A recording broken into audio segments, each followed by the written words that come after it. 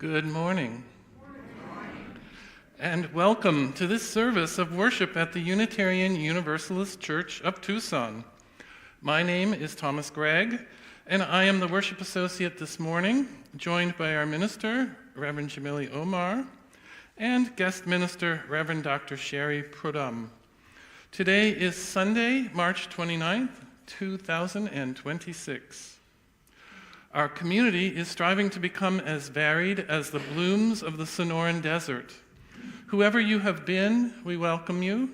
Whoever you are, we welcome you. And whoever you are becoming, we welcome you. And invite you to bring your whole self here now. Our guest speaker this morning is Reverend Dr. Sherry Prudhomme. She's on the core faculty of Starr King School for the Ministry in Oakland, California, where she teaches theology and the practical arts of ministry. She's also Justice Education Advisor to the Unitarian Universalist Service Committee. She was ordained as a minister in 2001 and has served as a minister of religious education in several Unitarian Universalist churches in our region. She's published numerous articles and a book, Gather the Spirit, History of the First Unitarian Church of Oakland, 1869 to 2000, which received the Unitarian Universalist History and Heritage Congregational History Prize. Her most recent publication is a chapter on Unitarian Universalist theology in the new UU Pocket Guide that was just released in September. Reverend Sherry lives in South Berkeley, California, and is the proud parent of 2 young adults. She enjoys hiking, backpacking, and gardening. So please, let's give her a warm UUCT welcome.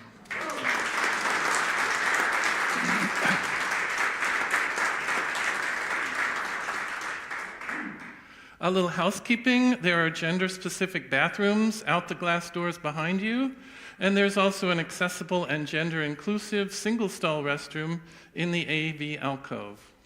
Also, on Sunday mornings only, the sanctuary, the social hall, our parking lots, and our children's classrooms are open to all without invitation.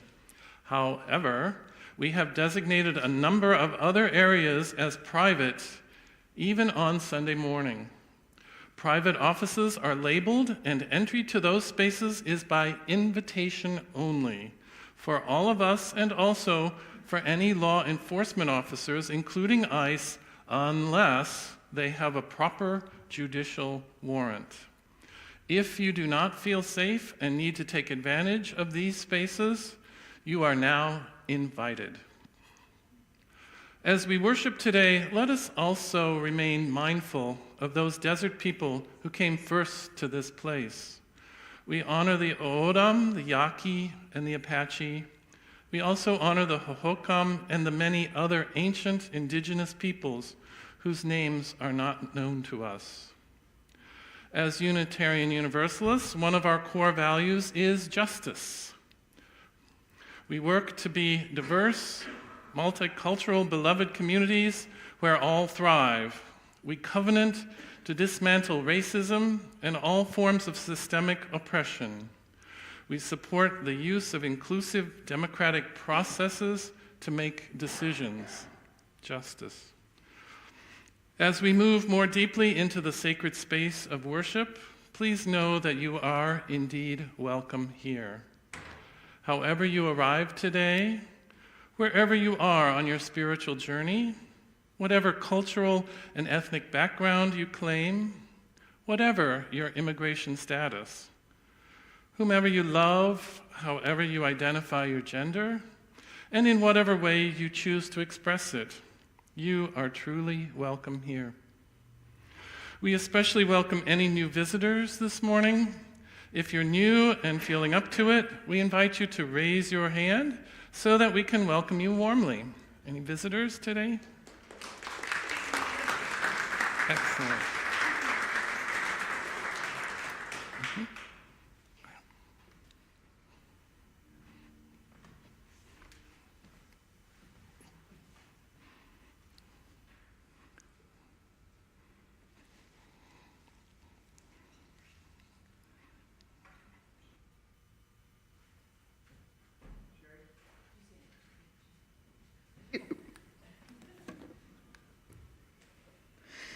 Please join us in lighting our chalice. If you have a chalice at home, please light it with us while Tom lights our chalice here in the sanctuary.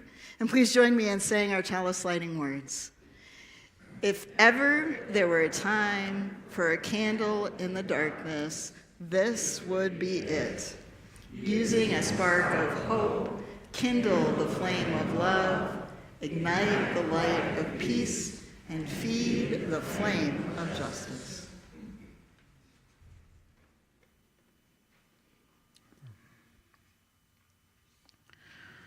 Would you rise as you are able and join with me in singing the first song?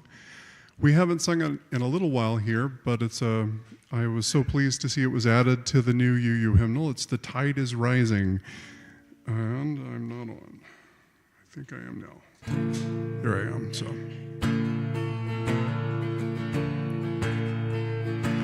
The tide is rising, and so are we. The tide is rising, and so are we. The tide is rising, and so are we. This is where we are called to be. This is where we are called to be. The task is mighty, and so are we. The task is mighty, and so are we. The task is mighty, and so are we. This is where we are called to be. This is where we are called to be. The land is holy, and so are we. The land is holy, and so are we. The land is holy, and so are we. This is where we are called to be. This is where we are called to be. The world is ready, and so are we. The world is ready, and so are we. The world is ready, and so are we. This is where we are called to be. This is where we are called to be. Please be seated.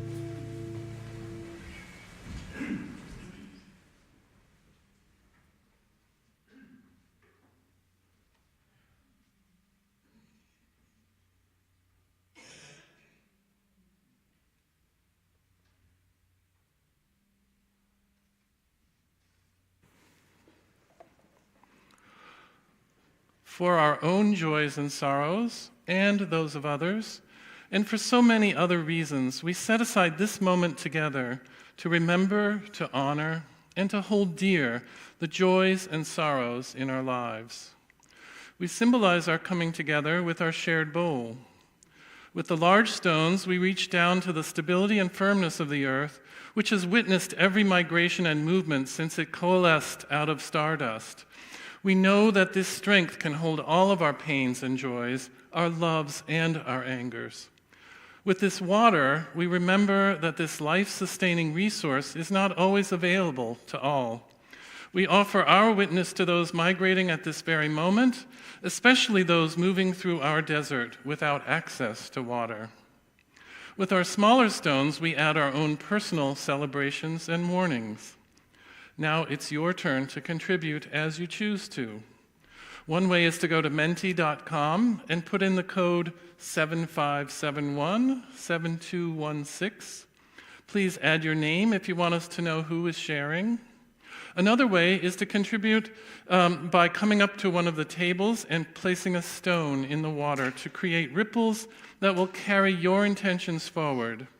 The table in the back is off camera for those who prefer that option. This act starts personal, but as Robert Kennedy said in 1966, each time a person stands up for an ideal or acts to improve the lot of others or strikes out against injustice, they send forth a tiny ripple of hope.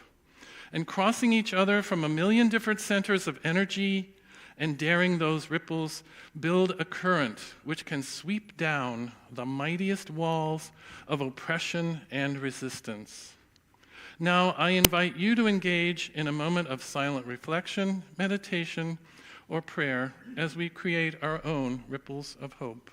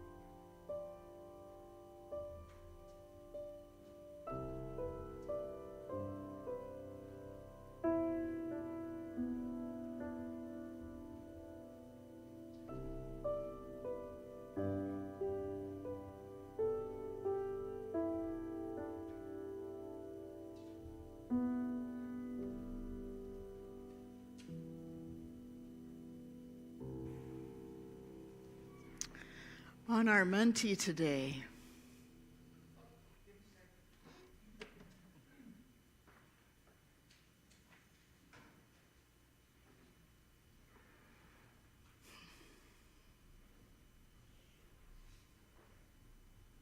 there we go.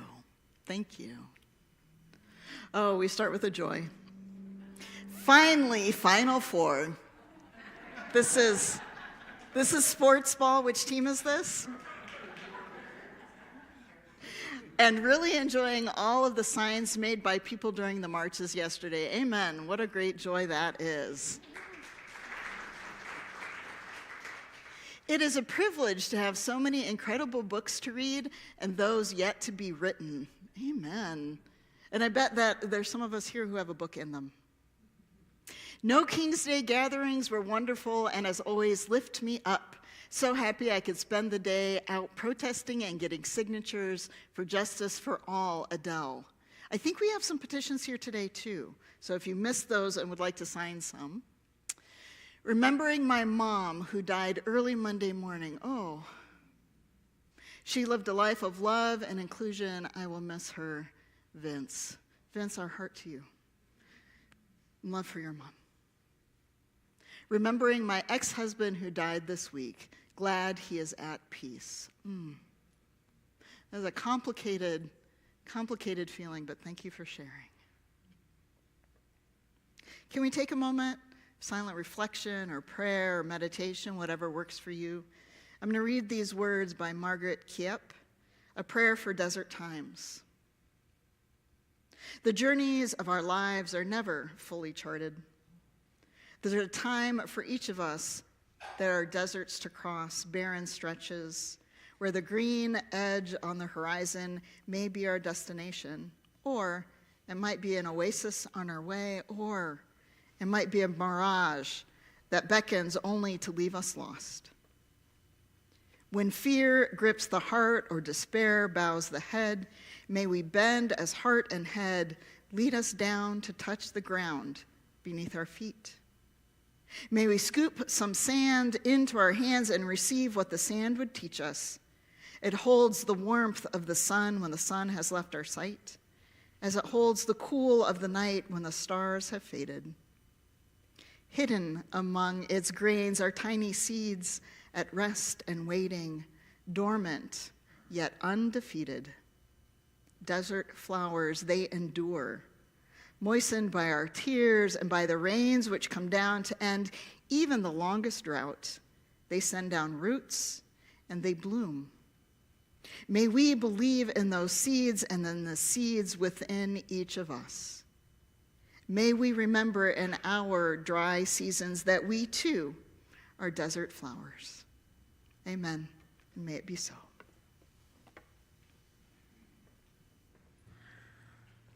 We don't sing this next song very often, but it feels of the moment. In my quiet sorrow, if it is new to you, you'll catch it fast. It's super simple. Please remain in your seats and join. The words will be on the screen, and it's 1006 in the TL hymnal.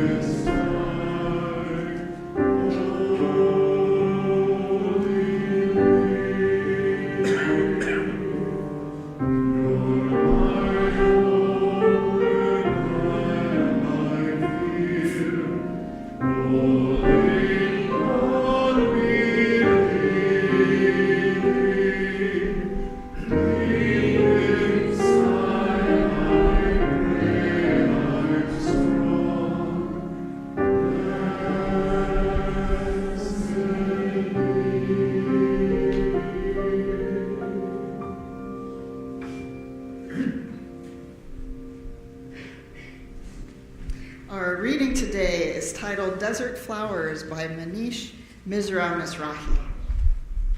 Improbably, in the wind-blown seed found its way here to a long, beautiful stretch of land, but one that was hot, dry, and arid. A spark of life resting in an unprepared desert. Quenching life-giving sustenance, the rain comes and goes, even if infrequently, sometimes only a few drops at a time, and the seed begins to take root, possibility brought alive.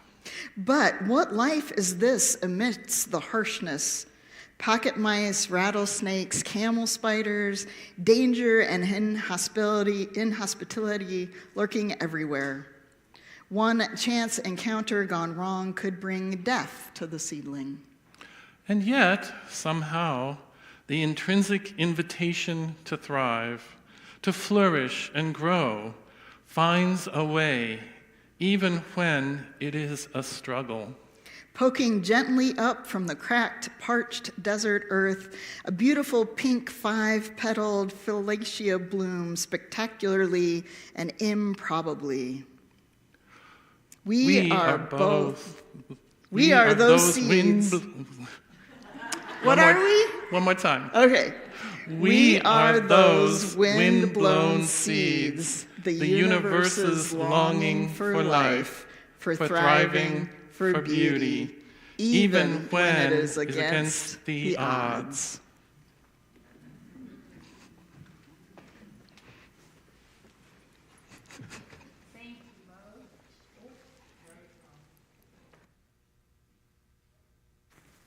Thank you both. All right, I hear this can go up.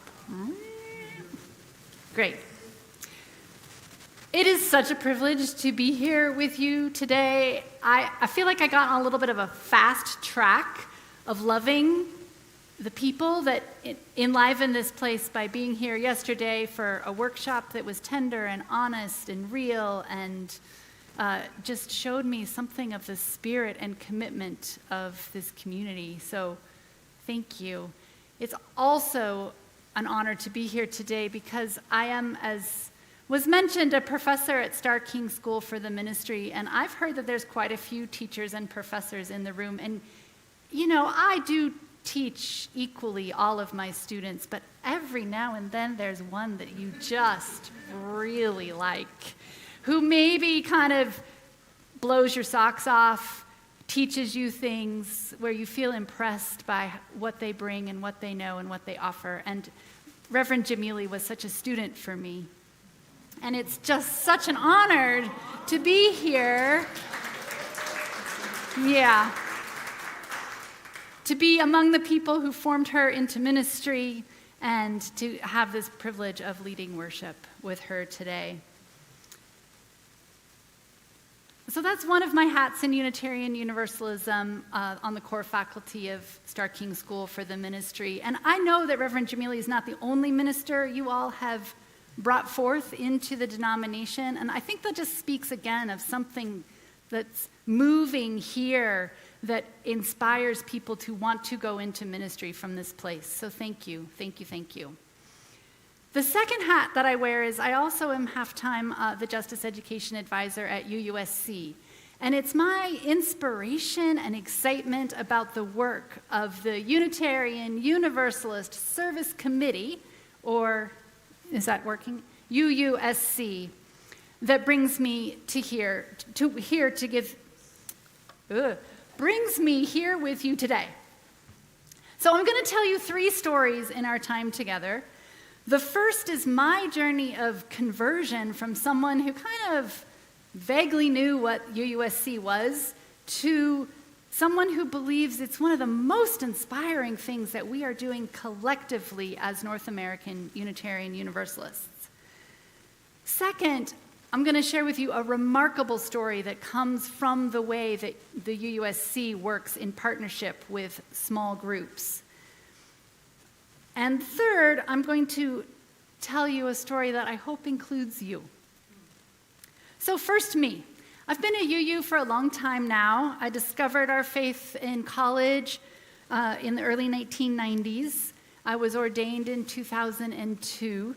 And I knew about UUSC from the Guest at Your Table fundraiser, which happens every year in congregations across North America. Have any of you heard of the Guest at Your Table? Is that Okay, quite a few of you. So I've been in churches where like just a few people have, but it is a thing we do together. That's exciting that you all know about it. But my understanding was kind of vague, and my support was honestly kind of theoretical. But in the spring of 2024, that really changed. I had the privilege of being on sabbatical in Germany at the time and was invited to join the board of UUSC on a trip to visit some of their partner organizations in Poland, where these organizations were working with refugees from the full-scale invasion of Russia, Ukrainian refugees. But before we even traveled together, UUSC staff led some workshops with us on Zoom. There was background and context to understand, considerations of power and privilege, covenant building, because it's a good UU organization, and caucusing, self-reflection about how these stories that we hear might impact our own various identities. The sessions were thoughtful and well carried out. I was like already impressed, and we hadn't even gotten to the airport yet. Actually, I wasn't flying. I was on a train because I was in Europe, and that's how you get to travel. It was wonderful. So I took a train to Warsaw and walked the few blocks to our hotel. It's one of those old, beautiful buildings there in Warsaw. And I found my room and then the conference room where we'd meet for our meals and our debrief. And the people were already just having a sense of depth and integrity. Our first partner visit was to an organization, a community center in Warsaw, created by Foundations Towards Dialogue. And they were working in Polish society through education to change the understanding of Polish people about Roma people. So this community center was like full of women and children, voices bubbling, and food in the kitchen, and people playing in the yard. We didn't share a common language with most of the people there, but there was warm smiles exchanged and greetings of welcome. So we learned that the Roma people are a transnational nation with over 100 different dialects. Originally from India, they have experienced centuries of persecution in Europe. And because they are considered to be a nomadic people, generally speaking, European governments do not afford them refugee status, even if they are fleeing war. And they are denied access to shelters and services. And this was happening in Poland. So after Russia's full-scale invasion of Ukraine, Foundations Towards Dialogue was able to quickly pivot to create a Roma Poland Ukraine Day Center offering psychological support, legal aid, mentoring, and education. And the feeling of just love in that place was palpable. And they told us something we would hear again and again. From the beginning, you listened to us. You paid attention to us. You helped us get what we said we needed. And you didn't make us fill out 100 pages of forms that would keep us from our work. Another group that was routinely turned away from shelters in Poland were refugees of African descent. So our visit to the Alliance for Black Justice Poland was equally moving. We walked into a large room, and they'd assembled a whole table of snacks and water and welcome for us.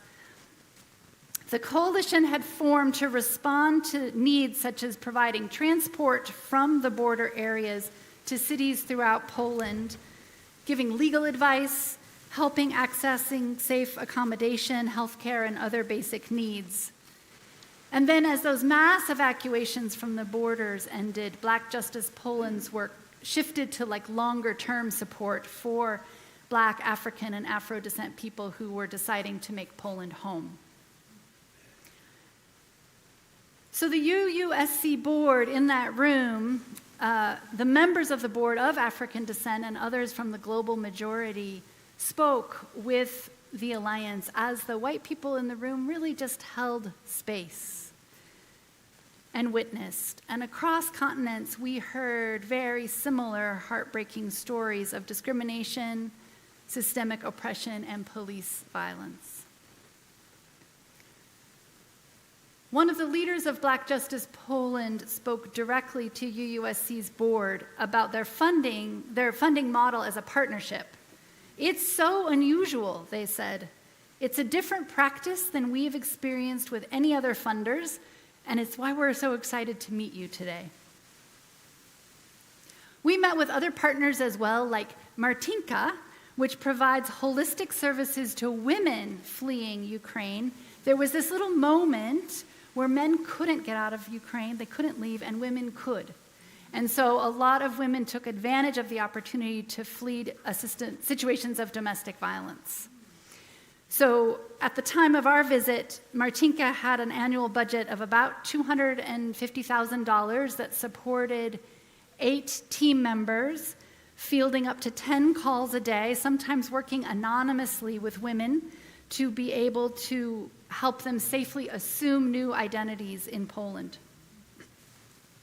The founder of that agency also said that they talked with the women about subjects that were taboo in Ukrainian society, like gender fluidity, LGBT equality, abortion, and sex education. The founder told us that other funders had already left the region because it was no longer flashy. She said, "You're different. You make a transparent commitment up front and you stick with it. Plus," she said, "you're willing to fund a tiny group like us who talks about things that nobody else does." By the end of the trip, I was blown away by the consistency of this refrain. You're different than other funders. You listen to us. You respect us. You help us with what we want help with. I'm not sure I had ever felt so proud to be a Unitarian Universalist. UUSC has developed this way of working that's relational, nimble, identifying the people and groups at the intersection of their funding priorities, which are climate justice, migration solidarity, humanitarian crisis response, and democracy and protecting civil liberties, which is increasingly including gender justice.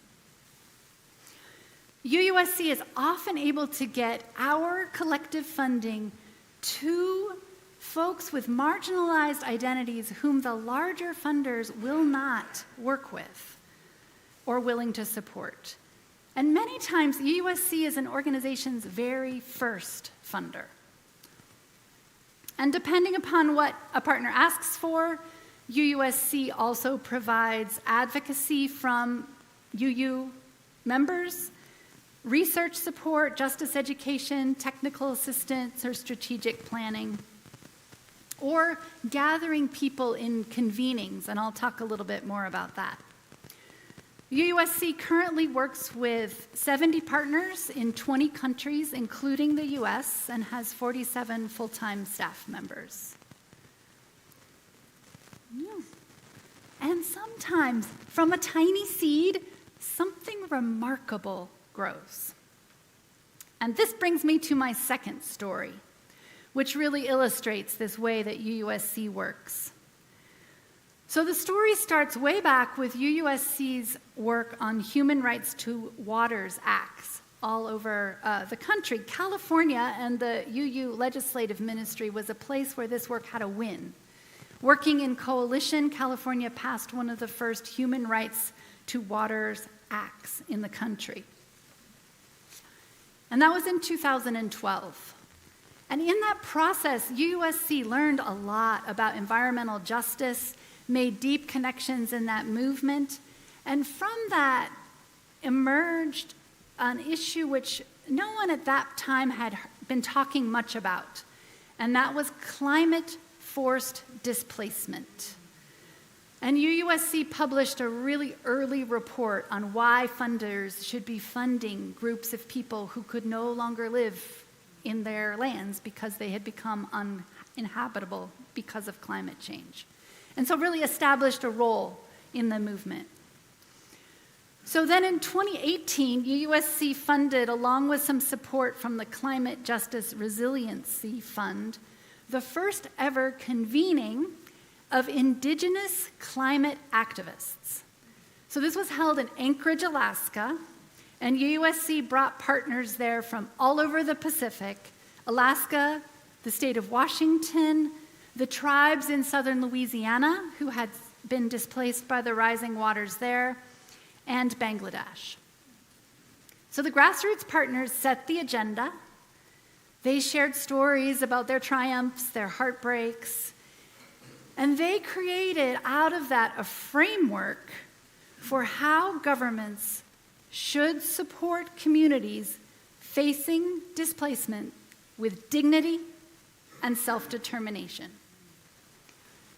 Fiji actually adopted this framework and is using it as they're helping people on the coasts that are flooded move inland.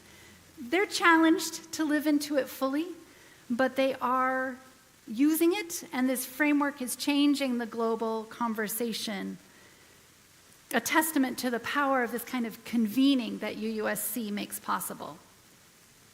So as a result of that convening in Alaska, UUSC deepened relationships with partners in the Pacific. And from there, they connected with the Pacific Island Students Fighting Climate Change. So this is literally a group of law students with a very bold idea.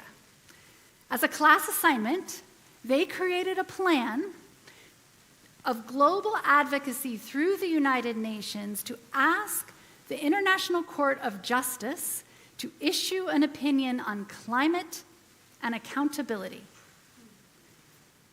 There has never been any kind of statement addressing accountability for all that is lost as corporations and nations gain more and more wealth from the destruction of the climate.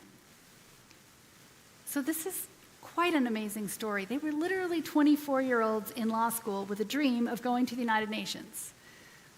And the UUSC went all in on supporting them. Though they admit they might not have quite believed it was possible. But when they got to the United Nations and made their demands, it was a brilliant reminder of the adage, never underestimate a small group of people to make a difference. In an unprecedented move, the UN General Assembly, by consensus, unanimously asked the highest court in the world to take up climate change and accountability. At the International Court of Justice, so I am told, oral hearings are usually quite dry and arcane, but not this time. They saved 4 speaking slots for the Pacific young people to speak directly to the panel of judges. And throughout the whole campaign, the students were exceptional storytellers.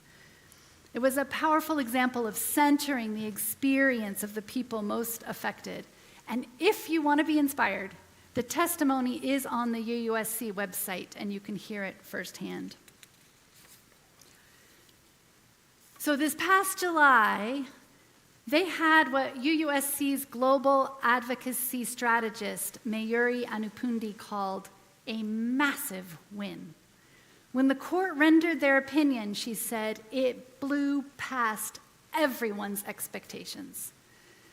The court not only said there was a right to a clean and healthy environment for all people, but that there was an obligation under multiple bodies of law, not only the Paris Agreement, but multiple bodies of human rights law, to protect the climate system. Yeah, right? When you fail to protect the climate system, they said, it triggers obligations to pay reparations. This is a transformative concept for climate law. The opinion also addressed climate forced displacement, saying countries must not return people to a country where there is a substantial risk to their life. They even went so far as to call out fossil fuel production, consumption, subsidies, and exploration licenses as actions that failed to protect the climate system. It was amazing. It is an advisory opinion. It is non-binding, but it's basically judges explaining what they think the binding legal obligations of nation states are.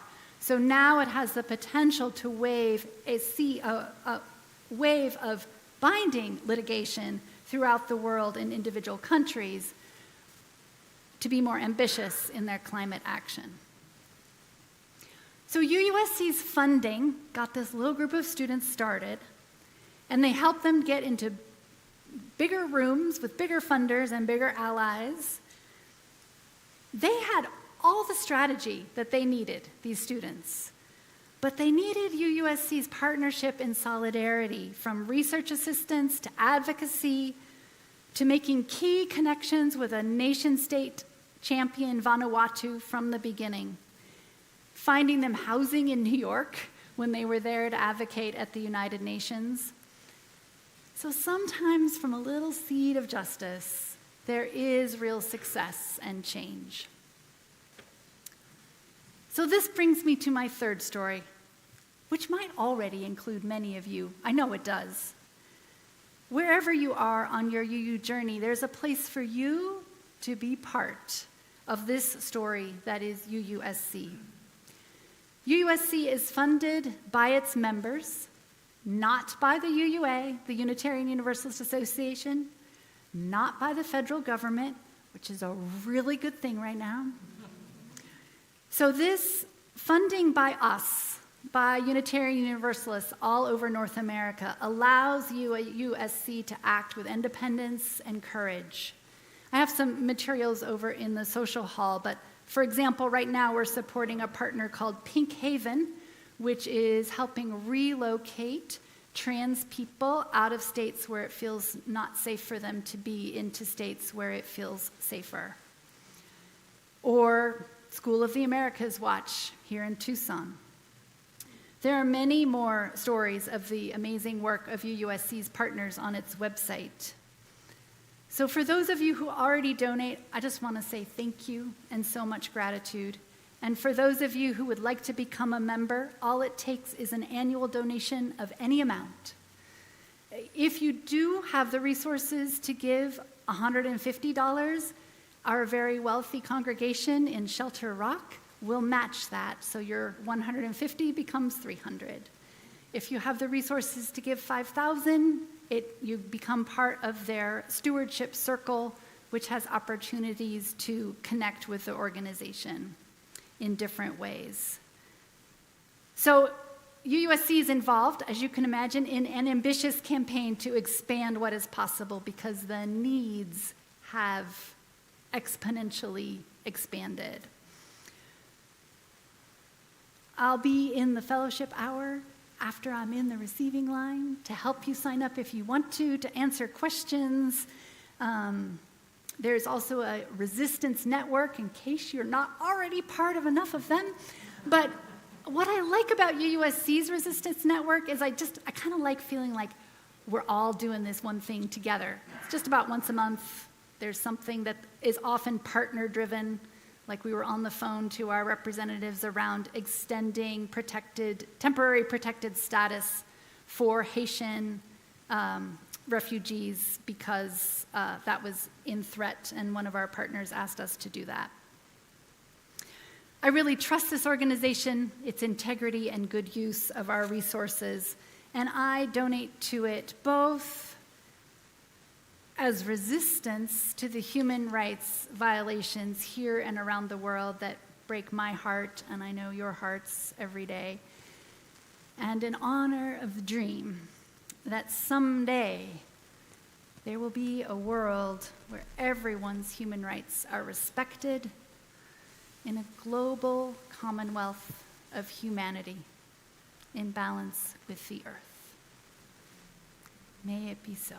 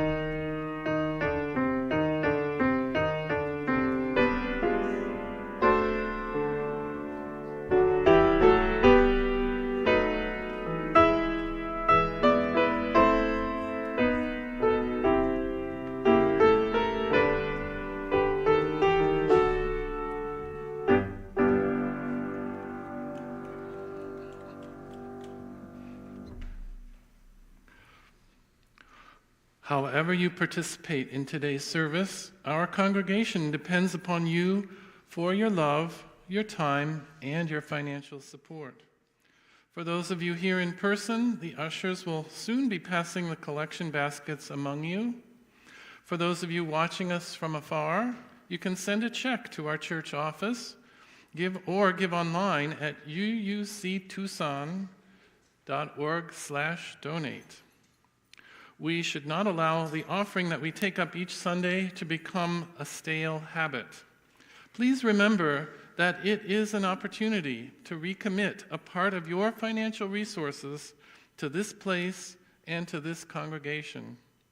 As the offering is collected, announcements about upcoming activities will appear on the screen.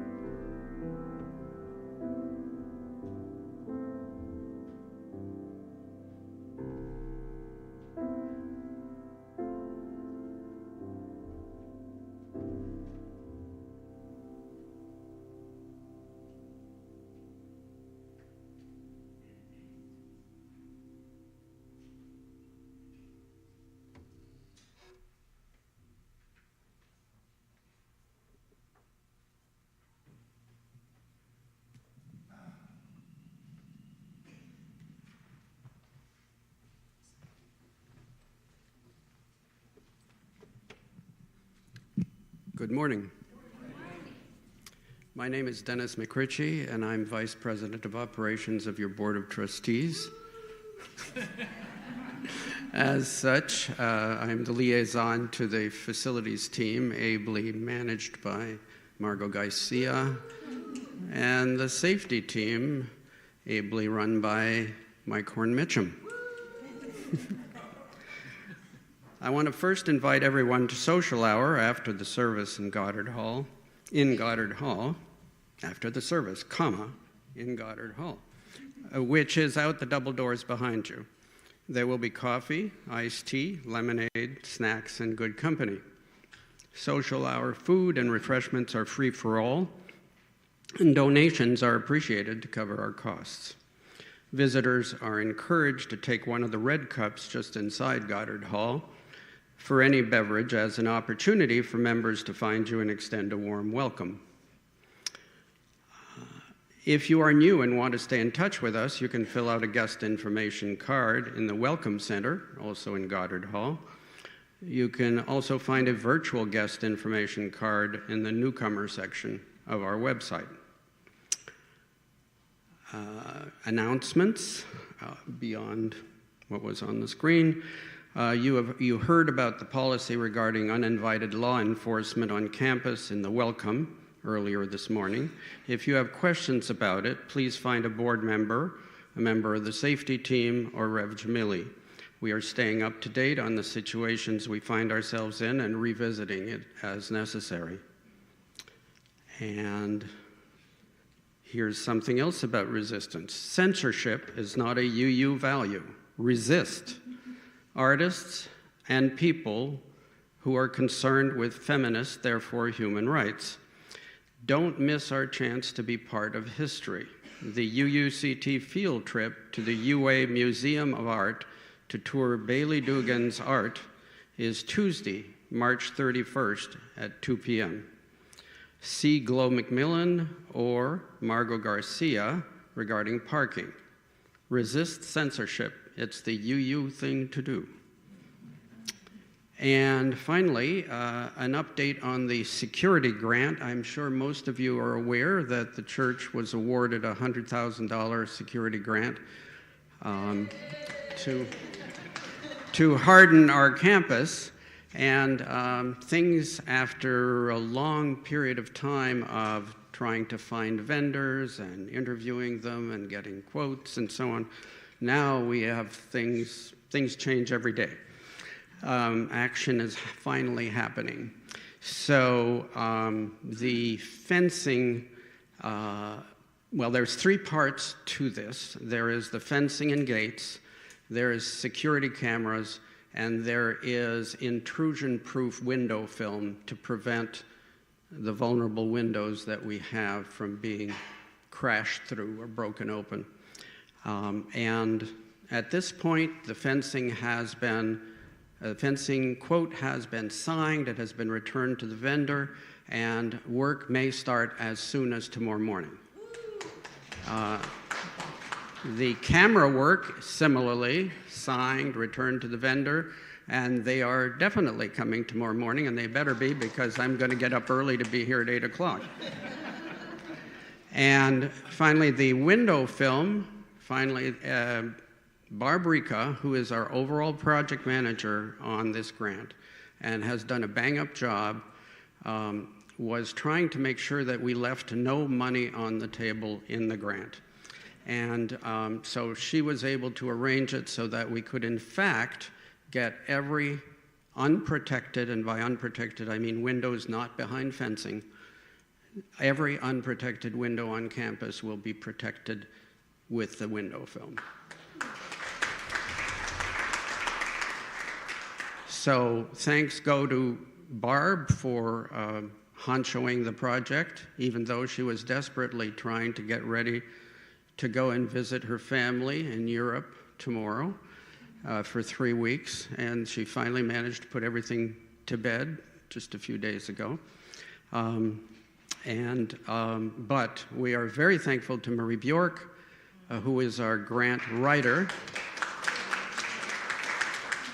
without whom this would not have happened at all.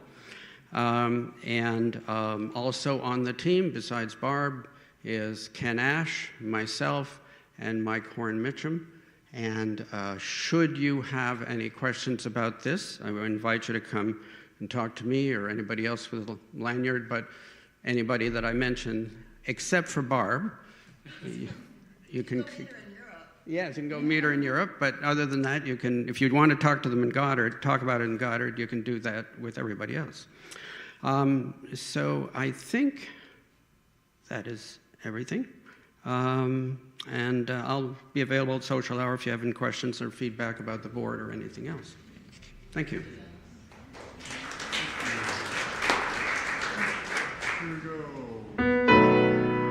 We are grateful for the sun and moon, the sea, and for living things that all have worth, for desert brown and sky of blue, and grateful to be sharing them with you.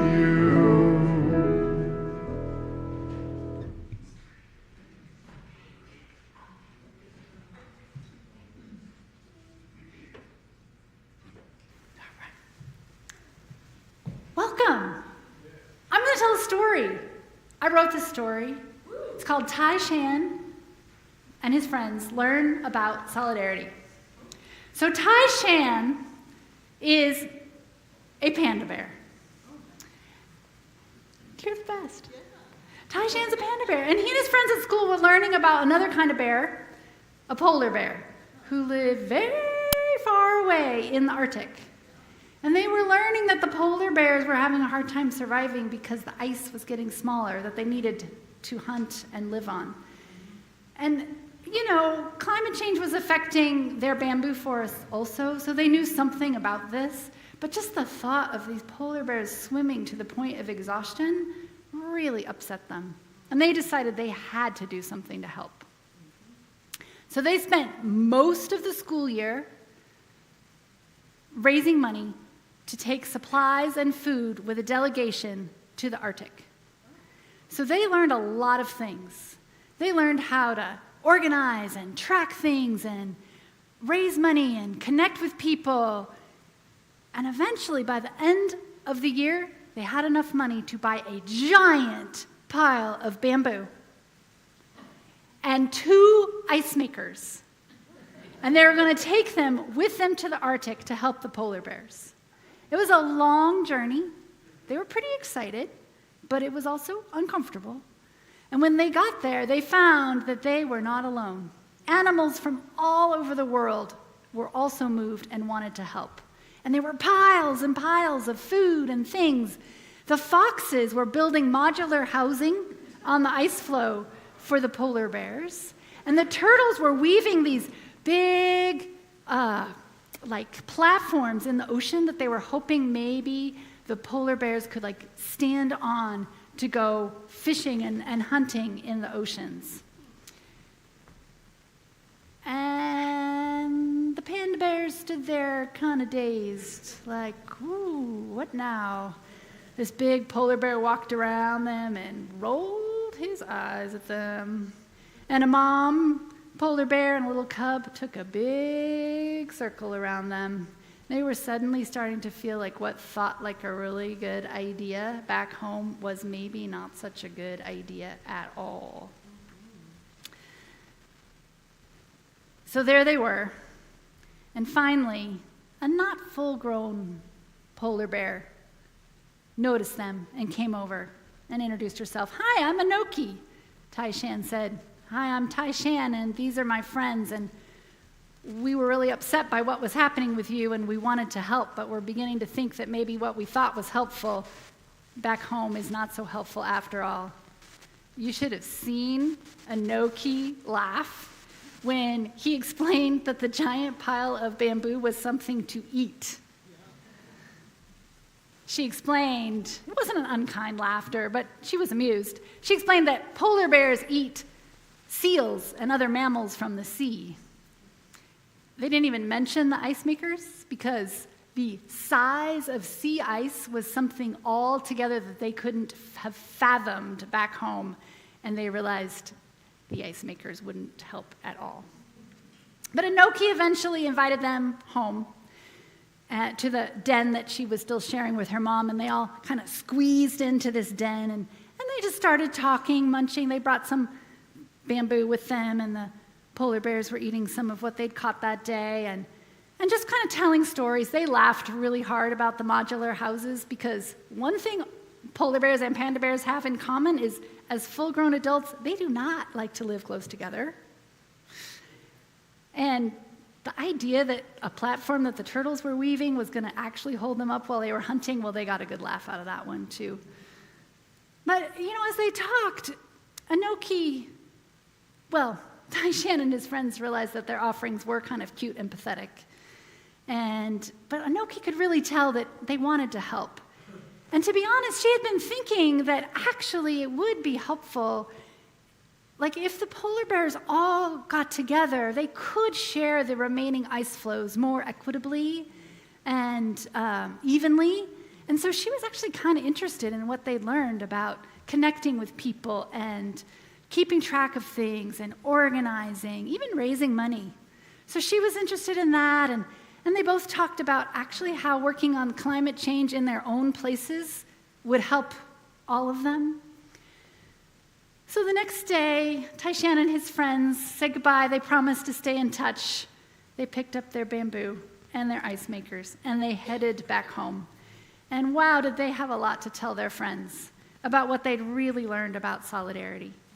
That actually emerges out of real relationship, about listening deeply to what people most impacted actually need, trusting their wisdom and working from that in a collective struggle together. Setting aside your preconceived ideas about what's actually going to be helpful.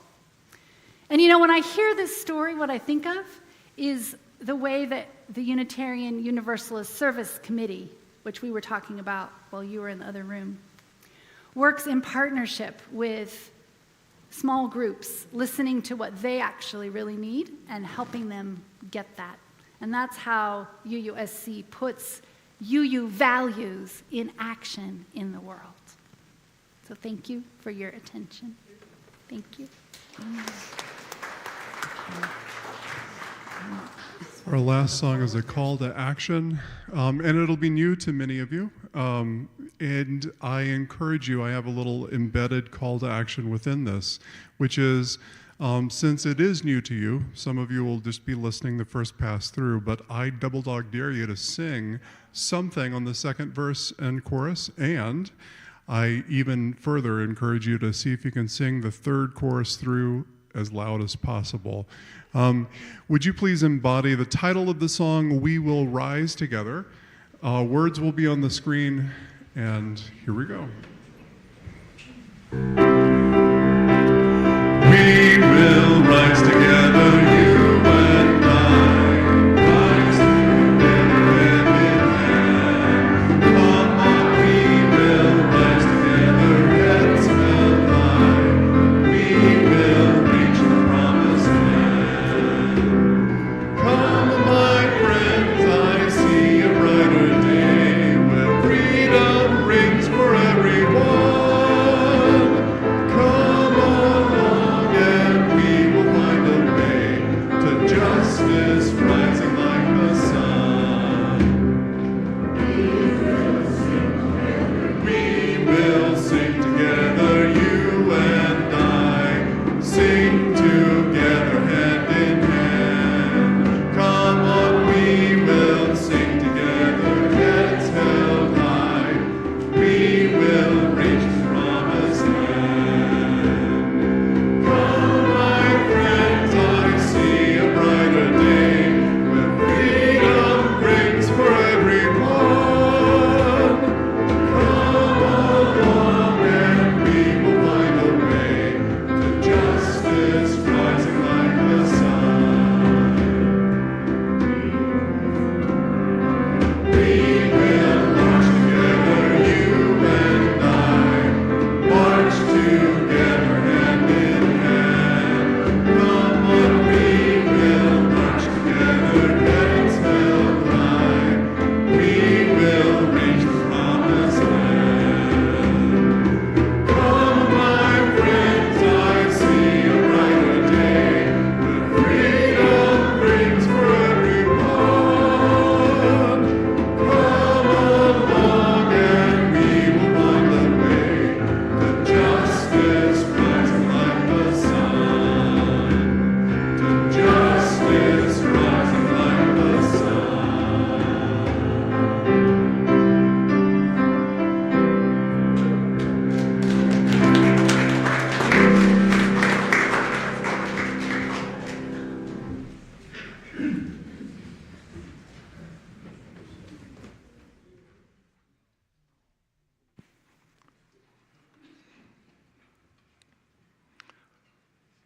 Oh, our chalice extinguishing. Please read with me Daring Vision by Maureen Killoran. Thank you. We extinguish this chalice flame, daring to carry forward the vision of this free faith, that freedom, reason, and justice will one day prevail in this nation and across the earth.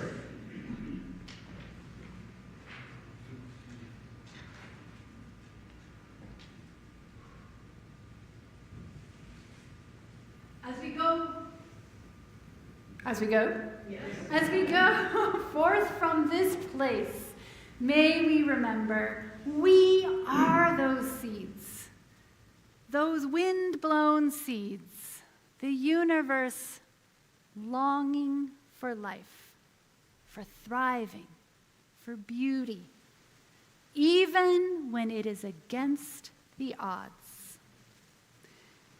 May we live into our own possibilities of rooting and coming alive, and into a new solidarity with those everywhere who plant seeds of justice. Go in peace.